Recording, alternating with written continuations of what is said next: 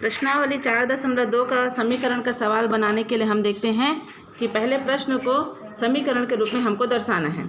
तो हमारा मान लीजिए पहला प्रश्न है कि एक संख्या है जिसका 2/3 भाग 24 है।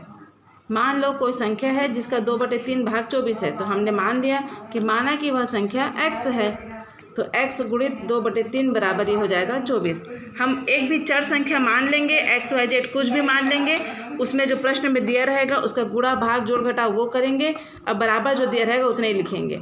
ये है समीकरण को समीकरण के रूप में, गणित के रूप में लिखना। इबारती प्रश्न को समीकरण के रूप में हम लिख रहे हैं। दूसरा प्रश्न है कि एक पिता की आयु पुत्र की आयु की दुगुनी है और दोनों का योग 51 है।